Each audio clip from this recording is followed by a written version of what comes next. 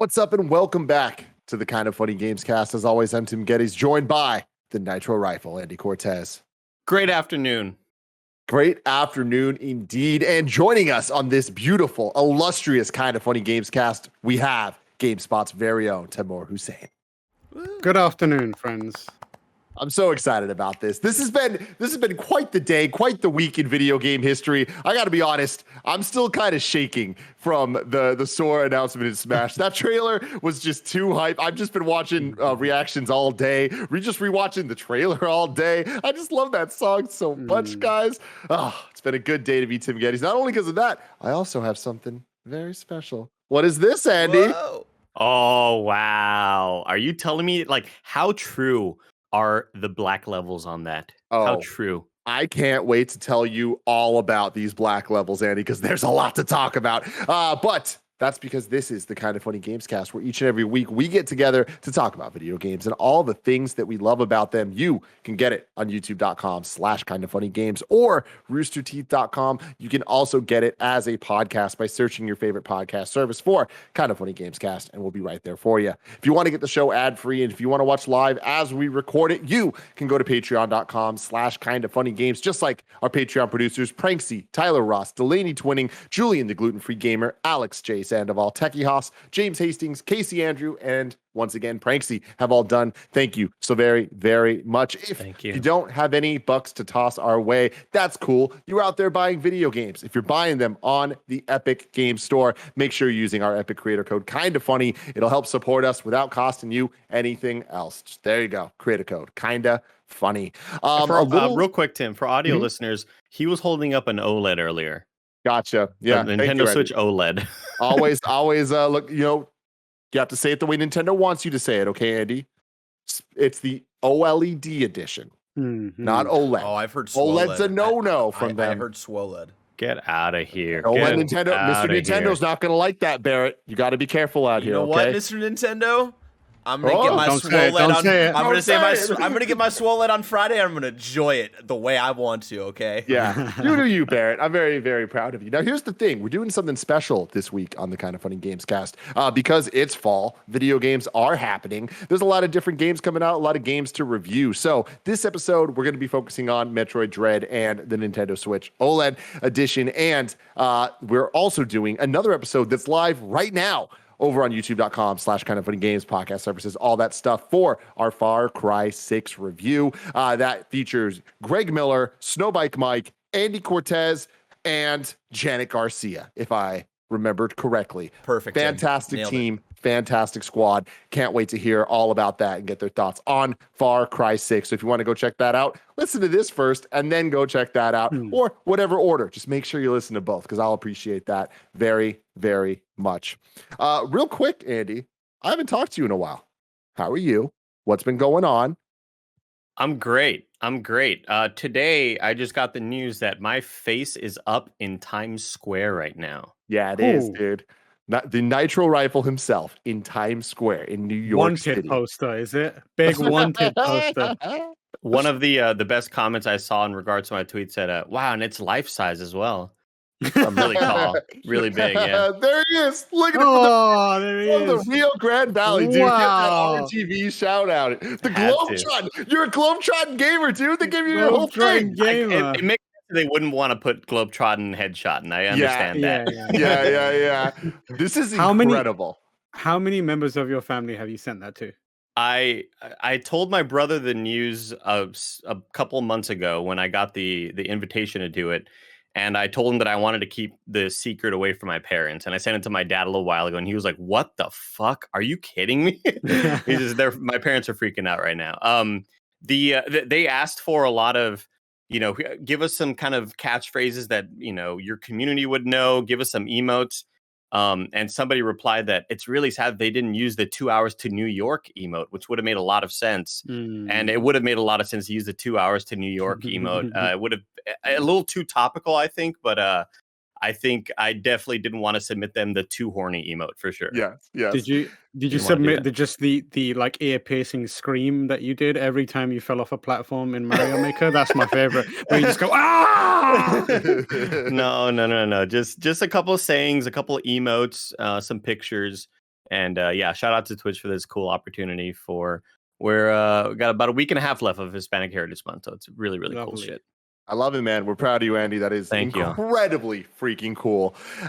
Tam, let's get into it. I want to hear your thoughts on the Nintendo Switch OLED edition. We've both had our hands on it for about a week now and playing a whole bunch of different games, some Metroid. But what are your thoughts on the system itself? So the system itself, I kind of got it, and I didn't expect much from it. I wasn't at all planning to buy one. Obviously, this one was supplied by Nintendo. So like I was kind of like, okay, I'm sure this will be fine. It'll be a nice little upgrade. The moment I turned it on, I was like, oh no, this is really nice. Like, and like now I'm like, oh, I would recommend this to people now, and I have recommended to a few people. The screen is like head and shoulders better than the original. Like, that's a really basic observation. Of course it's going to be better than the original, but when you actually play a game on it, you realize how much of a difference it makes visually.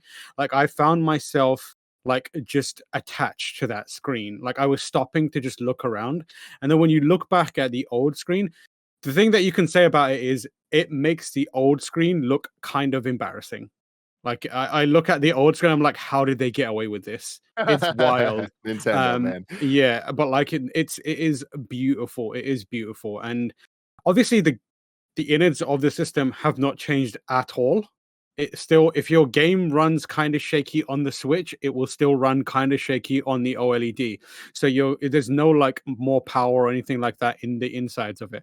But having said that, dope as hell. It still looks so nice. I played Breath of the Wild, fired it up, and just did the run from the opening temple straight out until where it does the pan over Hyrule, and it shows the Breath of the Wild logo, and it was like, oh, this is amazing. Like, I'm now replaying Breath of the Wild on the OLED because I just want to see more of it. It's kind of like, it reminded me of like anytime you got the first time you got a HD TV or a Blu-ray, a TV that could take care of Blu-rays properly, and you put in Planet Earth, and you're just like, look at this. You don't really care about Planet Earth. You're just like, look at those birds. This is crazy. Look at those birds. Look at this crane. Yeah, and it is like I is the similar kind of thing where I'm just like firing up games to be like, how does this look? And it looks really nice. Like, I dropped in Shovel Knight. I played a bit of that. I played a bit of Mario Kart, and that looks amazing. I think one of my favorite, most unexpected things that I really, really looked at, and I was like, oh, this is amazing. This is really nice, is the dock. Dude, like the dock so is premium. So nice. Like, I don't want to sound like I'm overblowing it, but like, I took the dock out and I was like, this has no business looking as good as it does. Like, and it's very basic thing. I think the things that sell it are the white and black, and then the rounded edges. It looks, and then again, you put it next to the old dock, and you're like, how did they put this one out? Because it looks like a piece of shit. It's just the like old a dock. Square. Very embarrassing. Very like incredibly embarrassing. This is just a piece of plastic junk with like some chips in there that accept, an HDMI. The thing about it is, it looks like a third-party knockoff version of the new dock that you buy for like $5 from like Amazon just to get by. And like this new one, it's so nice. It's got like, it doesn't have the flap on the back. The back panel now comes off completely, and it's a little more spacious as well. It's not like a tiny hole. They've got like a hole, like a little, almost like a tunnel for you to feed the wire in. Not spacious enough. Not spacious enough still, but a little more. Not spacious enough. Yeah. And like that's my thing is I'm very impressed with, like, just starting with the dock. I'm so impressed by it. Like, it was something I didn't expect to be that much nicer than the original one. Even just the quality of the construction of it. It feels sturdier. And when you actually put the Switch in, it locks in better without that feeling of scratching that the original dock kind of had sometimes, where you had to angle it right and get it in. But yeah, this one definitely feels like a much more premium device. I will say though that I wish there was even more space. Like, to get the HDMI cable I have, and the Ethernet, and the just the USB port thing that I have, that little tiny Barrett, yeah, thank you, exactly, right there is just simply not big enough like to get all the cables in comfortably. But that's fine at the end of the day. I didn't really expect much from this dock, to be honest, but I'm surprised that I'm impressed with the dock, but I totally echo everything you're saying about the device itself. Like, I am probably the biggest OLED enthusiast that I know. Like, I love the technology. I have forever, whether it's on phones or TVs or anything. Like, I just love the true black levels, that like immediate deep black. And it was so surprising to me playing on the Switch how much it enhances these games that, like, they're Nintendo games. So it's like, it's not like they're the most high fidelity visual feasts, as Andy likes to say. But this OLED, the enhanced colors make the games look better. Like, I didn't expect to boot up Mario Kart and be like, whoa, it really kind of allows a quality jump that is not based on resolution, not based on anything. It really is Nintendo's art styles being allowed to just shine bright and vibrant and how they're supposed to look. And it makes things look sharper because the blacks allow kind of even just like text looks nicer with the OLED, and just a lot of little things that add up. And another thing that I didn't expect is the screen is less than an inch bigger with the diagonal. It's a much bigger kind of jump than I expected to see, especially when I was transferring from one Switch to the other, like all my games over. Like, first off, it looks so much nicer, so much more premium, just with less of a bezel, right? Like, the original one had an embarrassingly large bezel that made it kind of feel more like a toy. This feels like a nice premium device that makes sense in 2021. But also just that real estate portably, it just allows the games to kind of feel more real and kind of like bring you into them. And with the high quality colors, like, I am so impressed with this screen, and I think that it enhances Nintendo games in a way that they've desperately needed, and I didn't realize that's what they needed it to do. Yeah, it kind of reminds me of the first time I looked at a Vita, and having come from the PSP, and that kind of like, oh wow, it feels like they spent money to make this happen. Like, there weren't corners cut. It feels like they were like, okay, let's make it the best possible screen. I think I would comfortably say that this is probably the best screen on a handheld system that has ever existed. And given how how good the Switch system is on its own without that screen, having that available to you is pretty amazing. It is slightly heavier, very, very, very slightly heavier. Yeah. And the other thing is, like, they didn't really change much of. I feel like the original Switch had an issue with when the Joy-Cons were connected to the side. There was a slight amount of wobble to it. Like, if you put in a bit too much pressure, you could feel it slight to like budge a bit. There's less of that, but it's not eliminated entirely. I remember when I played my old Switch, I feel like it's quite fragile. And the new one, the OLED, feels a bit sturdier, but it still has a tiny bit of give that is slightly uncomfortable. I'm exactly with you. Like, right here, it's like there is that little jiggle. There's a tiny little jiggle, but I am right there with you, Tam. Where even since day one of my original launch Switch, there was that issue of it always felt like if I jiggled it hard enough, it would just fucking rip it off. Whereas with this, it feels a lot more like a Nintendo Switch Lite that I also have and I use in bed all the time. And like, that obviously doesn't have Joy-Cons; it's all just one device. So this, I would say, actually feels more similar to that than the original Switch, which is a huge compliment to this thing. How long will that last a year later after taking the Joy-Cons on and off a ton? Is it still going to feel this way? I don't know, but it does feel like a much sturdier made device, especially with the kickstand. Like, this is a high quality, nice kickstand. It goes the entire length of the system itself, and it actually works, unlike the other one that always felt like it wasn't supposed to be holding up the Switch. Yeah. And then the other thing is, like, the thing that hasn't changed is the Joy-Con innards. So there's no guarantee, like, they haven't fixed drift. So but like, you're as at risk of catching drift on this new one as you were on the older one. This is all incredibly encouraging because obviously we know OLED is the better tech, and even seeing my dad's old 4K TV turn into a 4K OLED, it does feel like a completely new sort of technology. And you're seeing the same resolution, but it just looks just incredibly better. I still somehow thought Nintendo would fuck this up in some way, that it would be like a really shitty version of what we expect OLED to look like. But this is all such great news. This is awesome. Yeah, man. I mean, honestly, I'm supremely impressed with this. I don't necessarily think that it's worth the price increase and upgrade for everybody, but I think that if you're listening to this show and you're interested in this and the idea of your Nintendo games looking even slightly better is something that you're like, oh, I kind of want that. I do think it's worth it, man. Like this is such a better device. And again, like it's a brand new thing compared to something I've had since 2017. But the battery life has been awesome. I've been playing the shit out of Metroid, and I've had like no issues, no need to even plug it in or charge. Like it's just goes and goes and goes. And that's the thing is OLED actually allows better battery life because of the way the tech works. So there's a lot of little things that aren't necessarily enhancing the gameplay or like the tech that makes it run better, but it looks better, has better battery life, and it is a beautiful, stunning sight to behold. I love the black on white Joy-Cons.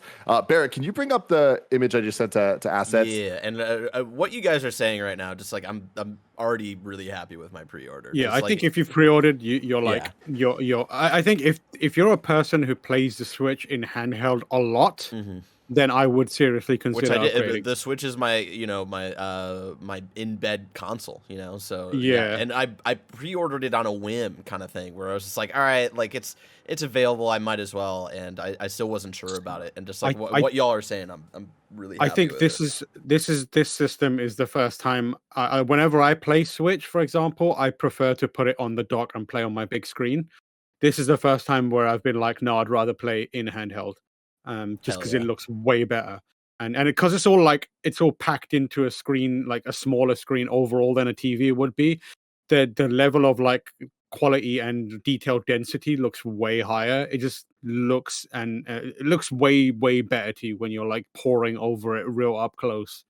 Yeah, absolutely. And looking at this picture here, there's no filter on this. There's no enhancement, no anything. Like that is how vibrant that game is. And like I've played Mario Kart 8 Deluxe for years at this point, and it's like I know how that game looks. This looks like a new game. It's like this. And just like Tam, I was going back and popping in to see what a bunch of different games look like, and even SNES online stuff, like popping into like Super Mario World. There's a pop to the color that's like, damn, like it's a joy to go back and look at things and just see how they could look on this really small, tight screen with this OLED technology and stuff. And I'm very, very stoked about it. The other thing that's worth bringing up is that when you have when you've got it down in like tabletop mode or whatever, and you crank up the volume all the way, compared to the old Switch, when you crank it up, there's the audio is a little sharper. It like doesn't distort as bad. It doesn't sound as tinny. So if you are the kind of person who like does have volume all the way up in a public setting, it will sound a little bit better. Still, the better way to approach it is to use headphones, which is what I was doing when I was playing Metroid. But if for some reason you feel like you want to play over the speakers are slightly better. Not massive, just very slightly. Interesting. Yeah, I didn't even try tabletop mode like that.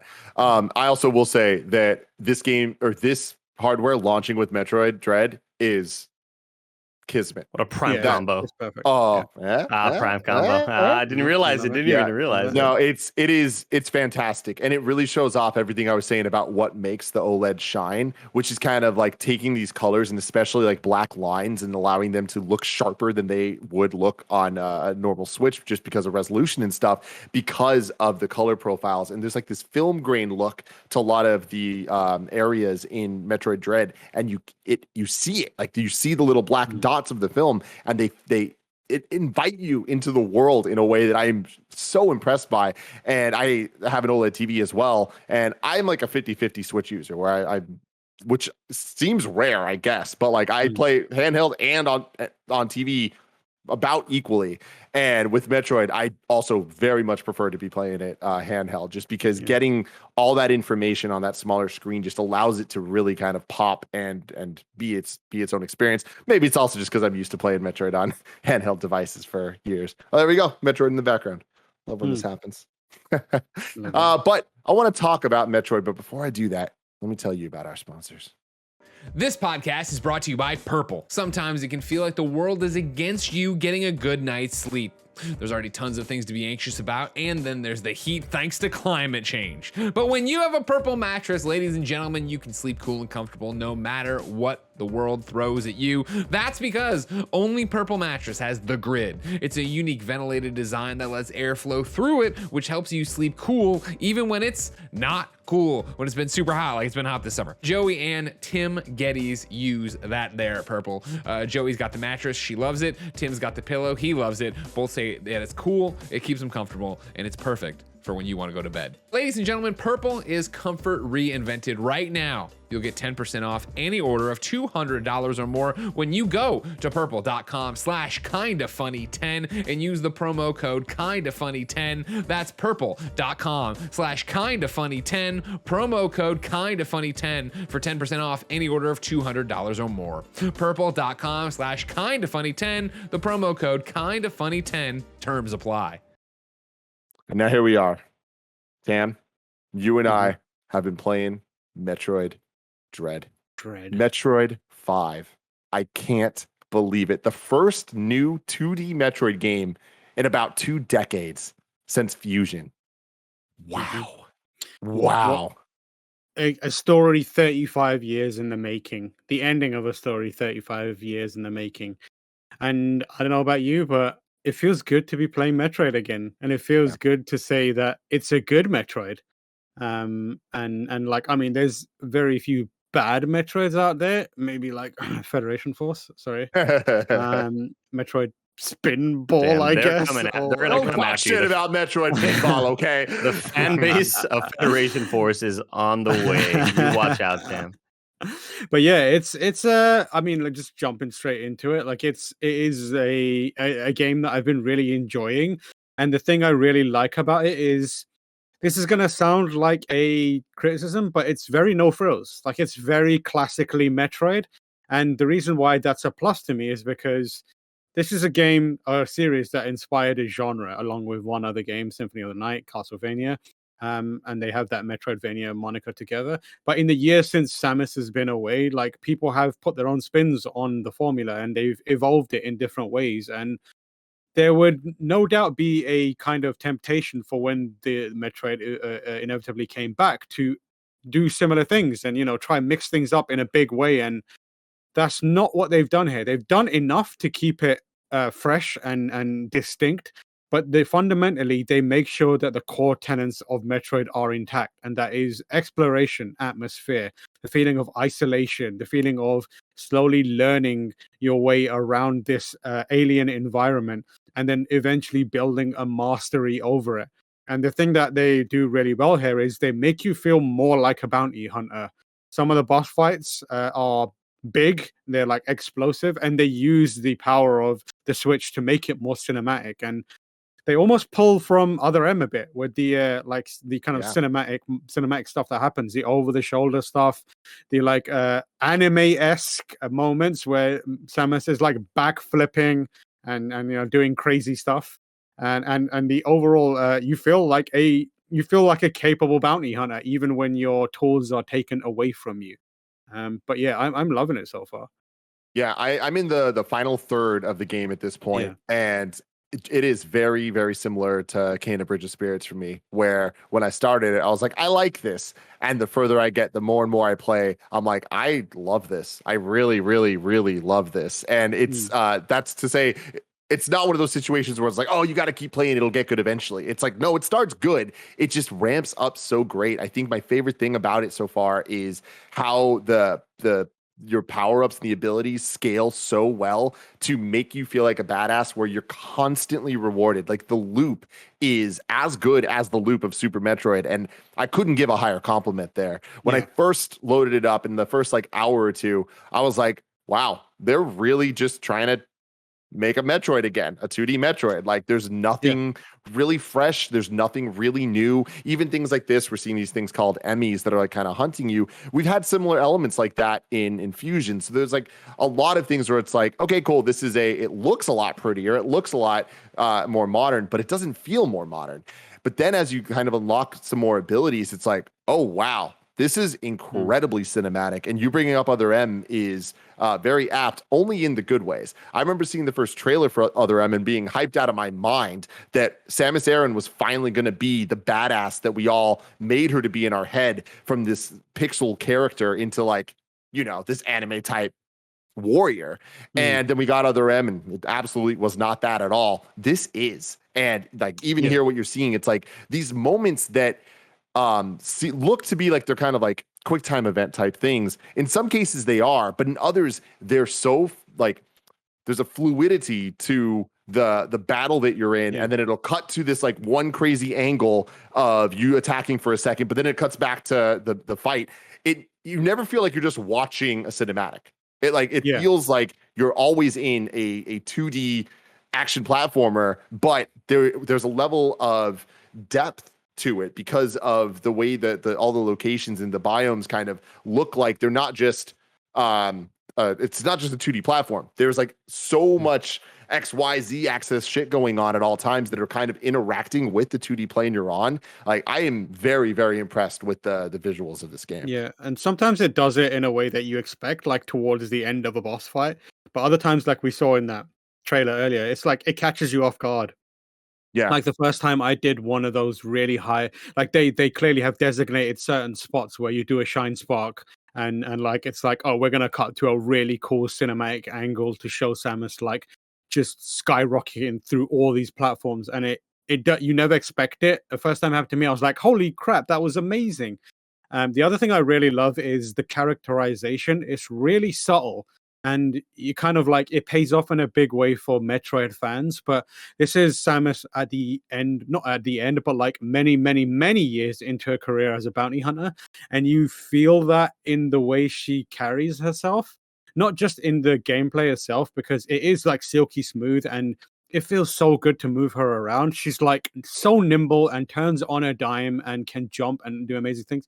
But we saw in that fight with Kraid, for example, it's not a spoiler that Kraid's going to be in the game. He's in pretty much, Kraid is in pretty much every game.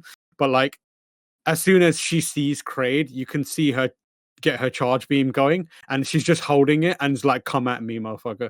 And it's Straight like up. so amazing. And like she does that so much because she's like, I've wrecked your shit so many times, I'm not afraid of you.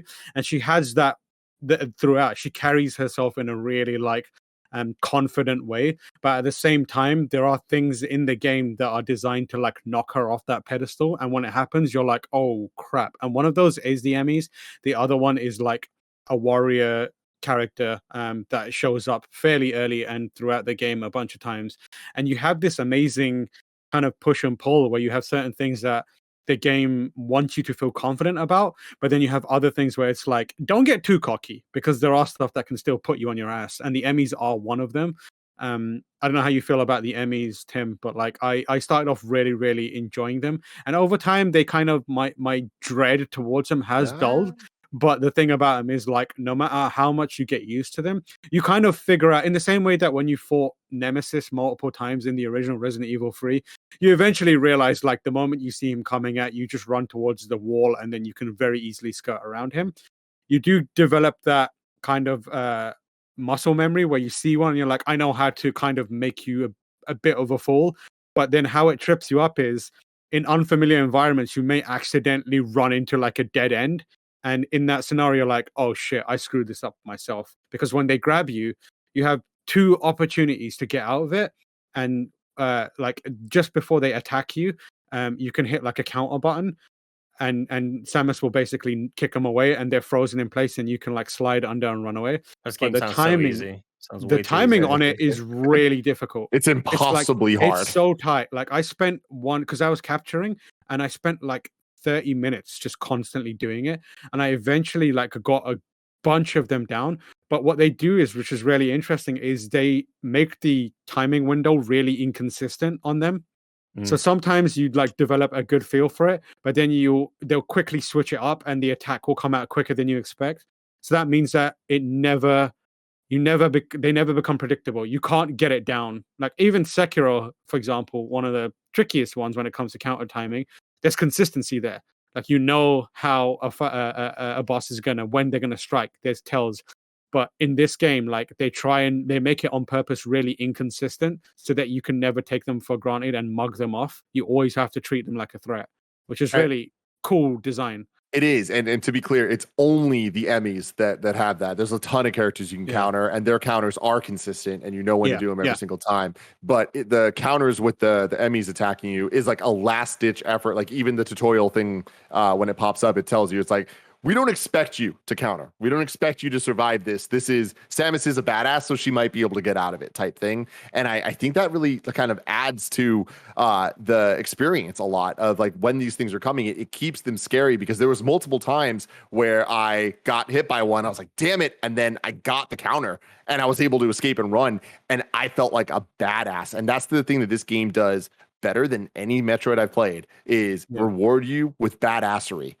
Yeah. Every single time. Go for it, Andy. I was just going to ask, I mean, just moving on, what sort of prior knowledge would somebody coming into this game need for the other Metroid? Because I know like this reminds me a lot of Half-Life Alyx coming out, where this is a legacy that's been going on for over decades, and now it's here. Do we need to play either Super Metroid or and Zero? Trying to think Zero Mission. Zero Mission, correct? Yeah. This is most a sequel to Fusion because Fusion was the last game, even though that was 2001, I think. But the thing about it that I think is really, really good is it works in two ways. Where on one side, if you're a hardcore Metroid fan, holy shit, does this game deliver? I'm telling you all right now, this game fucking delivers. The amount of fan service, the amount of moments and things they do, they play with your expectations constantly of when things happen. When you get certain items, like you're like, oh, I know what's going to happen here. And it doesn't. And you're like, why? And then when it does, you're like, oh shit. There is a moment, I'm not going to spoil what happens, but there is a moment, a get hype moment where Samus's theme starts playing and she's doing some badass shit. And I was like, I can't believe this is real. I can't believe it feels so earned. And it's like, if you've known the legacy of all the games, it is there and they've done it. But if you've never played it, doesn't matter. There's a previously on section and you're going to be like, I don't know what the fuck a Chozo is. I don't know what the fuck this is.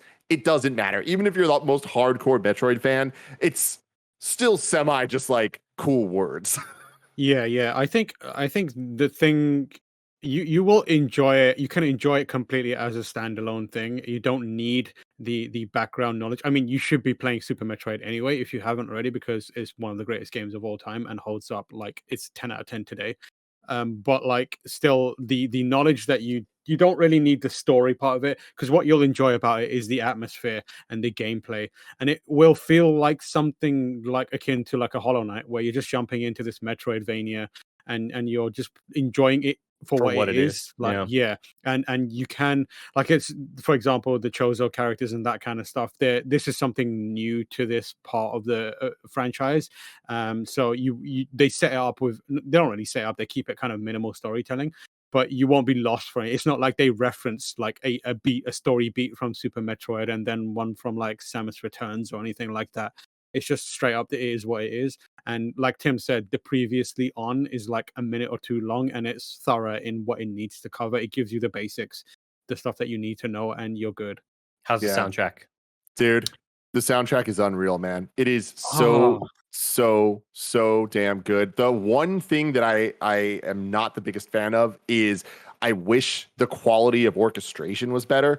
Like, Nintendo seems to have two types of lanes when it comes to its scores. They either go all out and have like super high quality, professional, full orchestra things like Mario Odyssey, or you can tell it's like, they got the B team for this. And unfortunately, this kind of feels like it has that. But there's certain melodies and like callbacks and just themes that are just pervasive through all the different areas you're in, and it is like quintessentially Metroid, which is dope as hell. This is the one part of Metroid Dread that I think is a massive disappointment for me. Really? I think the music is pretty bad. Like, it is, because I have a pretty high standard for Metroid music. I still listen to, like, I think Super Metroid is one of my favorite soundtracks. The Prime soundtracks are amazing. And this is, the music is incredibly forgettable, and at times I find it to be quite invasive in terms of like ruining the mood. And I think it's because of what Tim said, the orchestration is not there, and it's also like doing a bit too much at times. The thing about the Prime and the Super Metroid soundtrack is like there's a delicate element to how it's used in the background. You never want it to like push its way through the atmosphere. And with this one, it's kind of like listening to a song where you can hear where it loops, and because it constantly plays that stuff, it becomes grating very, very quickly. The best tracks in the soundtrack in Dread are, like Tim said, the stuff that is callback and pulls out melodies from previous games. But I think largely everything else is incredibly forgettable. Like there's no good like Brinstar, there's nothing like Phase on Minds or anything like that. There's Fendrana Drifts, nothing close to any of that.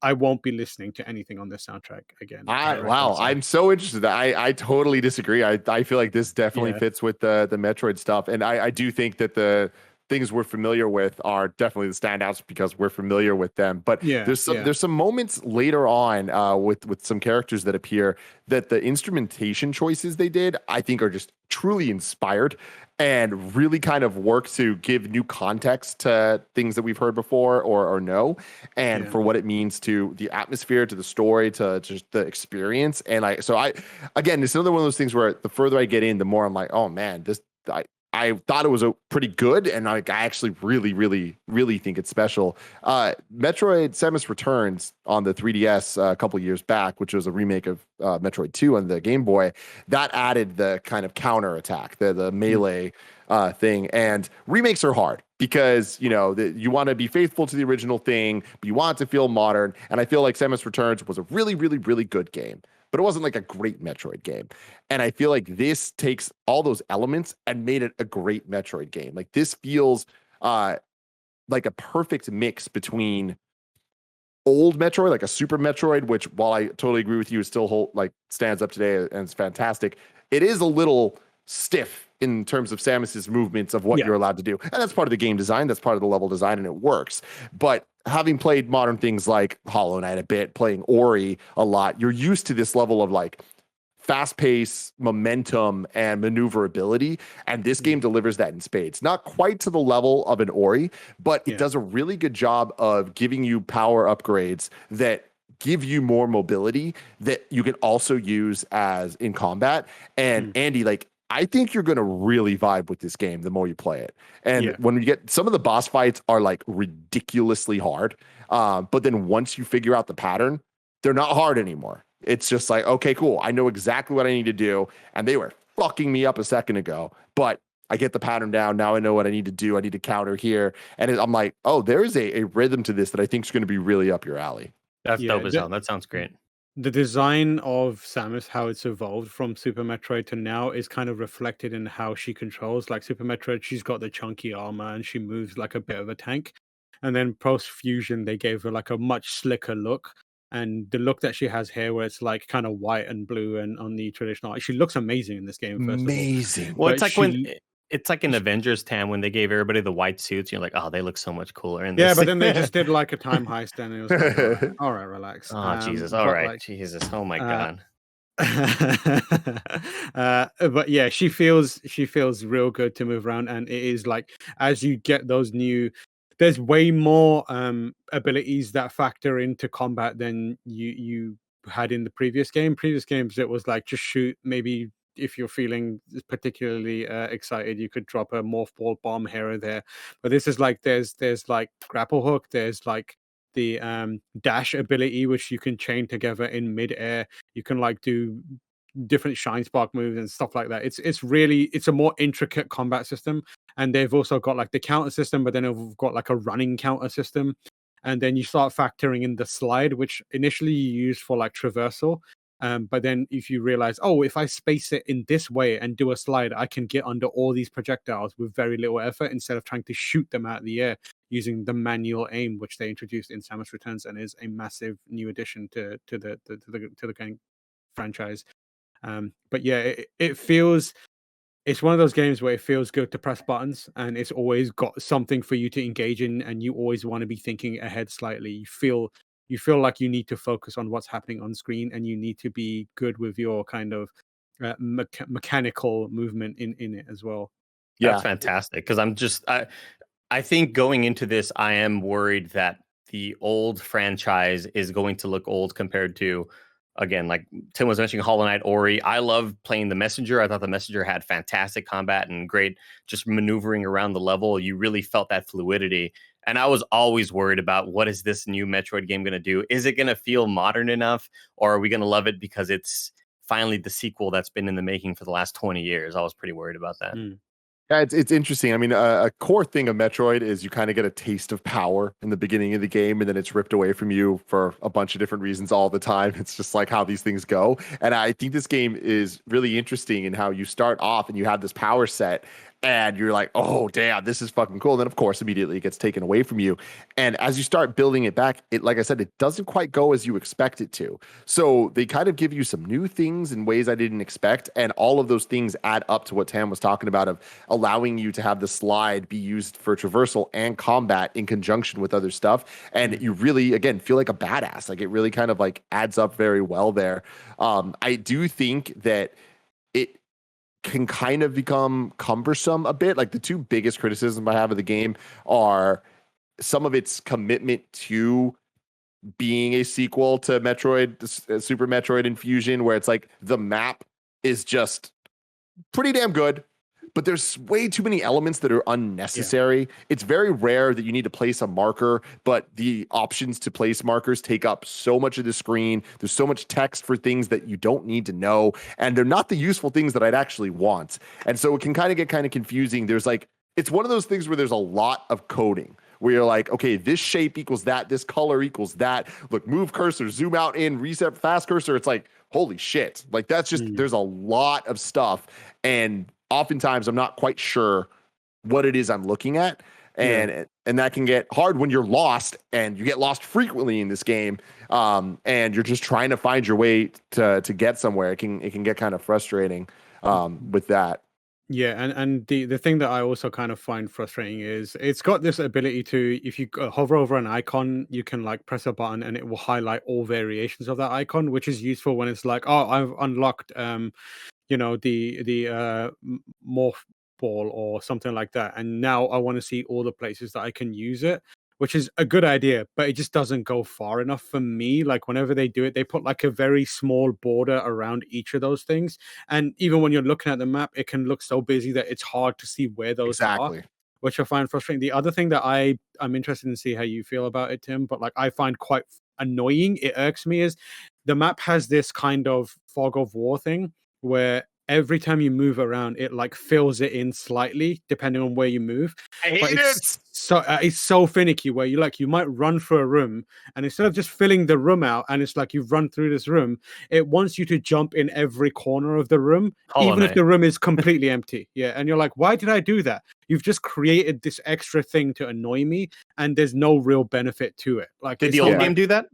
The old game was grid-based, so it would be like squares. So if you enter even the quadrant, it would just fill it in. And so like, clearly, there's this like completionist element of you where it's like you want to fill it in just so you can look at the map and be like, I did it, you know? And there's always like a pixel where you can't get Samus in there properly, and it's just there, and you're like, oh, for God's sake. I was gonna say, obviously the devs were like, oh, let's check out this ripoff called Axiom Verge, and they're like, oh, I like that system. Let's make it. Because Axiom Verge has the same thing where that a lot too. It is cloud-based, where you have to like, how the fuck do I get up in that corner? It's so annoying. Yeah. The good what thing makes is that annoying the most, though, in Metroid is all of these games have elements of this, but Metroid is so much about, oh, there's a hole in the top right corner. I know eventually I'm going to get an item that allows me to get in there, and then another item that allows me to go in the corridor, and then another item that lets me whatever. It's like, it really kind of chains those type of moments.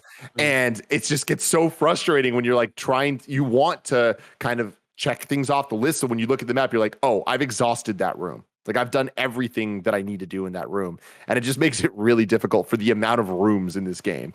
But I will say, level design is utterly fantastic. And so far, I want to like fully beat the game and like really like sit with it for a bit before I commit to this. But I think it might be the best designed world Metroid's ever seen, in the sense of how everything connects. And I'm often surprised about dropping down through this one tunnel and where I end up. And I'm like, oh shit, I was trying to go there. how the hell did that connect? And you're like, oh, that makes perfect sense. And it's like very, very, very fluid stuff. And the more you play, the more you're like, oh, I know exactly where I need to go. And like kind of the language of how it subtly pushes, you always accidentally end up exactly where you were trying to go, but without purposefully going there. You're like, oh crap, this is exactly where I needed to be. I just happened to stumble in here at the exact right moment. And that is like a thing where it's like the invisible hand of the designer pushing you through or environment cues and just naturally knowing through player psychology where you're probably going to head after you get this item. And it's like genius stuff happening in there. It's like classic. It's a reminder why this game or this franchise, pioneered the genre in many ways. They still have it. They're not outclassed by all the others that have come and been inspired by it yet. Yeah, Awesome. totally. So 2 criticisms and a compliment.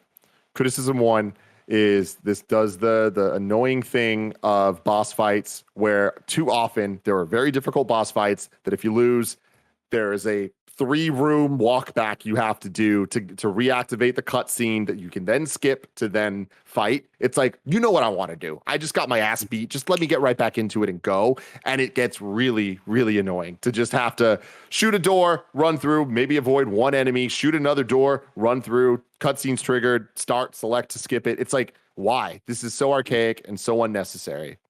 Do you agree, Tam? Yes, I agree with that. Thankfully, I haven't had too much of that. But Bro, there are gamer over certain, here. no, I mean, like, there's some certain boss fights where, in conjunction with like the pattern taking a little while to recognize, it can be annoying because then you're like, oh, I'm just trying to download the information on this boss, but I can't because I have to constantly go through all this rigmarole to get back here. But it's not like a game ruining thing so far. Yeah. And then second criticism is with the, and this goes back to what I was saying earlier about like sticking to the old school Metroid design a little too much. Their commitment to button placement and like just how some of the buttons work.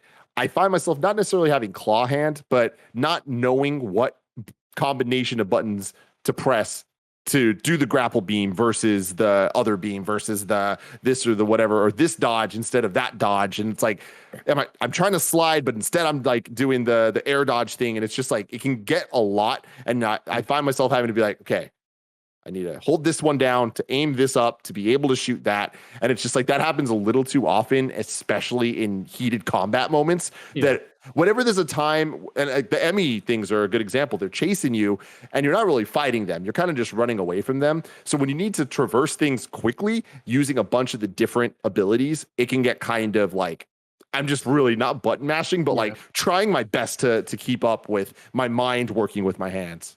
I think that's compounded by one of the other things that I don't think is necessarily criticism. I think it's something that they did intentionally, but for me, it is causing some kind of issues. Is the pacing of new power-ups is way less spread out than it has been in previous games. You can find power-ups in quick succession, and that feels good. But the problem you have is it doesn't let you build the muscle memory to really like bed in with certain abilities, because by the time you get it and then a couple of minutes later you've got another power and you almost kind of overwrite the old one in terms of learning it. Whereas in older games, like, you'd spend a lot of time with a new power so that you'd build the muscle memory and know exactly how to pull it out. It moves from power to power, and as you go along it feels like it stacks way closer as well. So I think it's not a major thing, but that is a criticism or an instance of what Tim's saying. Like, I have that as well sometimes. Yeah. And then the compliment I want to give it is one of the core tenets of Metroid is you getting lost. You know where you're trying to go, but you're like, I have no idea how to get there. And then eventually you're just running around, going through every door you possibly can, and you end up in an area and you're like, I am lost. Or even worse, I locked myself into a position that the game doesn't want me to be in, and I have no way out. Oof. Like, always scary when you are playing a game before it comes out. Always terrifying. Like, is this part of the design? Am I fucked? Like, yep. Yeah, I had a moment that I was lost somewhere for about an hour, maybe like an hour and a half into the game, and I was like, "Oh no, this is not gonna go well." But to the compliment, you always get out every single time. I'm just like, oh, that was so obvious, and I should have just looked there. Like, so Andy, when you play this game, anytime you're getting frustrated, like, there's only 4 rooms, there must be something wrong. There's not something wrong. The answer is there. shoot all the floors, shoot all the ceilings. That was me Because that was me in yeah. Death's Door, just being incredibly lost and being like, wait, this room looks new. What? I've never been in this room. I've been running around for 2 fucking hours. Like, Yep. how did I not ignore that door the whole time? I thought that door was something I'd been through. Yeah, And like they definitely been there. clearly know there's certain areas where I've spoken to a few people playing it, and I've seen a few people who are playing it for review always get trapped in the same area, and they clearly it feels like it's designed to make you feel like you're trapped. So then you have that moment where you're like, oh. Yeah. This Oh, was it here the feels good. entire time, and it feels so good. Where you're like, "Nice try, map. You're not today." Yeah. And I also want to say, I'm not going to spoil them or say what they are. The biomes in this game are incredible. That is something that Metroid is always known for. You start off in some that you're like, been there, done that. I understand that. As the game goes on, there are some that I'm like, this is just so cool. The amount of times I kind of have to pause the game, just be like, this is the coolest Metroid ever. Like there's been at least 10 of them. Like this game is cool as fuck, and its vibe is cool. The colors of Samus are cool. The colors of the world are cool. The OLED screens popping. Like this is just working in synergy for me. Where I'm like, damn, Bottles are popping. We're partying, baby. I want to give a special shout out to like something insignificant that I really love. It's got fast travel, and there are loading screens between fast travel. They are so cool. Like they're just Samus standing. Oh, you and like scared she's like in a the loading screens are maybe a tad too long. Dude, But like it's hilarious. but you're watching it and you're like, this is cool because it's like she's standing in an elevator and Yeah. it's like got a really cool elevator motion, or she's on a train and she's like holding her like her armor or her gun, sorry, and like it looks cool. You're like, this is badass. I want a wallpaper of all of this stuff. Yeah, And even it's- like even like the animation when you're kind of fast traveling, like she's suspended in the air and like there's an energy pulsing through her and then it carries her away and you're like, she's the coolest video game She's character. fucking awesome. And like, oh my God, you nailed it. Like the loading screens, which is what they are awesome. The one thing is they stutter like a motherfucker. The performance of the game has been awesome for me. I've had no slowdown in any traversal, any combat. Every single time she's on the train or on an elevator or doing the teleport thing, it is just stuttering. And I'm like, what the hell, guys? Like, this is just like a movie playing. Like, what's going on? But you nailed it a second ago. Like, every frame of painting with this game, like, holy shit, literally every single shot not in motion is just like, whoa, this looks like designed to be this way. So that's very damn cool. Well, hell yeah. Hell yeah, Highly man. recommended. That's really exciting. That makes me stoked as hell that Metroid can come back in a way that matters. And I always get reminded of Last of Us 2 being announced and us wondering like, what? Really? They're going to do another one? And then Juckman just being like, look, we had a story that we think is worth telling. It's like, all right, cool. Like, this is great proof that if you have a game that's worth making, then go ahead and do it, even if it takes you 15 to 20 years to come to that conclusion.